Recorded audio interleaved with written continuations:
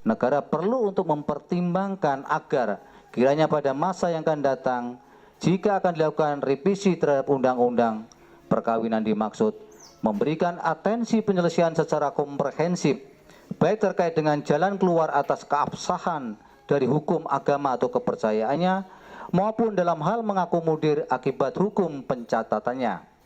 Adapun substansi perubahan dimaksud tentunya dengan menyesuaikan dinamika sosial dan hal-hal lain terkait yang terjadi dalam kehidupan masyarakat, dengan tentunya menyeimbangkan kebebasan beragama di satu sisi dan mengakomodir fenomena perkawinan beda agama dan tata cara pencatatannya secara bijak pada sisi yang lain.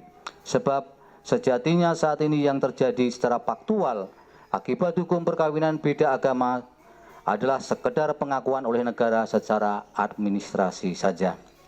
6. Persoalan perkawinan beda agama berawal dari ketentuan pasal 2 ayat 1 UU 1 1974 yang juga berkaitan dengan ketentuan norma pasal 8 huruf F UU 1 1974 yang dapat dikatakan merupakan pasal jantung dan keseluruhan dari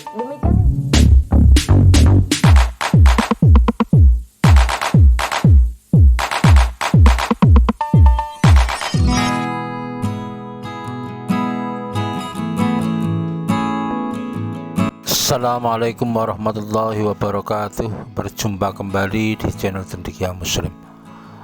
Teman-teman sekalian, akhir-akhir ini fenomena pernikahan beda agama begitu marak ya, hingga kemudian di beberapa pengadilan negeri itu banyak sekali pasangan-pasangan yang berniat melakukan pernikahan beda agama atau yang sudah melakukan pernikahan beda agama itu melakukan permohonan untuk mendapat izin pencatatan perkawinan di Dinas Kependudukan dan Catatan Sipil.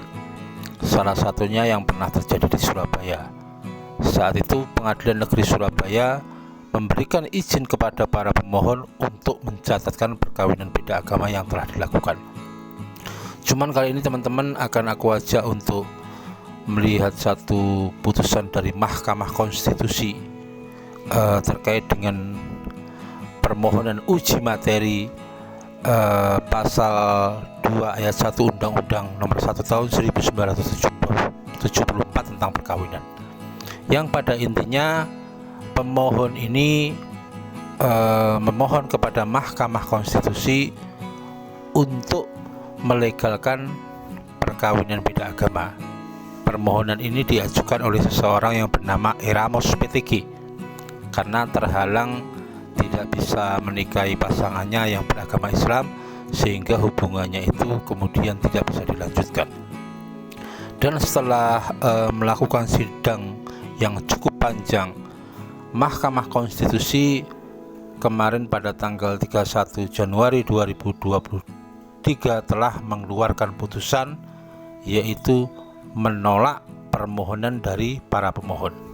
Intinya bahwa Mahkamah Konstitusi tidak mengabulkan permohonan pelegalan pernikahan beda agama karena Mahkamah Konstitusi melihat bahwa urgensi dan keadaan sosial belum terlalu relevan untuk membicarakan soal perkawinan beda agama.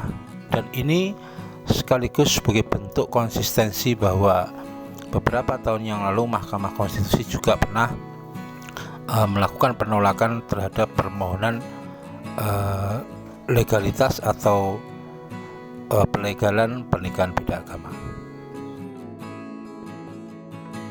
Teman-teman sekalian, putusan dari Mahkamah Konstitusi kemarin patut kita apresiasi ya. Aku sendiri termasuk orang yang menolak pelegalan pernikahan beda agama karena pada faktanya pelegalan nikah beda agama ini hanya sebatas mendapat pengakuan dari negara, itu pun kalau diizinkan ya, tetapi terkait dengan akibat hukum yang lain itu akan sulit untuk diaplikasikan. Dan salah satu kenapa hakim dari Mahkamah Konstitusi itu menolak melegalkan pernikahan beda agama itu karena juga menghormati, menjaga keyakinan orang terhadap masing-masing agamanya, agar tidak begitu rancu saling berbaur antara satu keyakinan agama dan keyakinan agama yang lain, yang menimbulkan problematika yang tidak sepele di masa yang akan datang. Dan di ujungnya Mahkamah Konstitusi berpendapat bahwa selain belum relevan untuk dibicarakan dengan kondisi sosial masyarakat yang sekarang ini, kalaupun harus ada pelegalan pernikahan beda agama, itu bentuknya tentu bukan melalui uji materi di Mahkamah Konstitusi, tetapi kedepannya bisa melakukan revisi atau perubahan undang-undang untuk mengakomodir kepentingan pelegalan pernikahan beda agama jika memang kondisi sosial dari masyarakat itu menuntut perubahan dan akomodasi terhadap keadaan sosial di masa depan. Bentuknya adalah revisi undang-undang atau membuat undang-undang baru.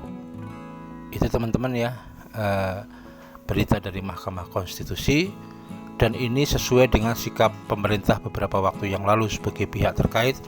Dari Kemenak maupun Kemenkumham juga memberikan pendapat yang sama untuk menolak permohonan dari pemohon terkait dengan pelegalan pernikahan beda agama.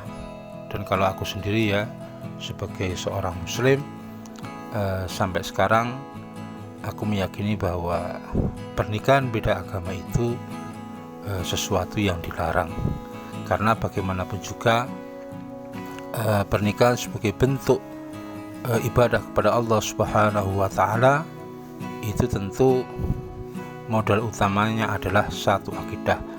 Adapun beberapa ulama yang berpendapat bahwa seorang muslim boleh menikah dengan wanita ahlul kitab, itu tentu dengan tafsiran-tafsiran yang beragam.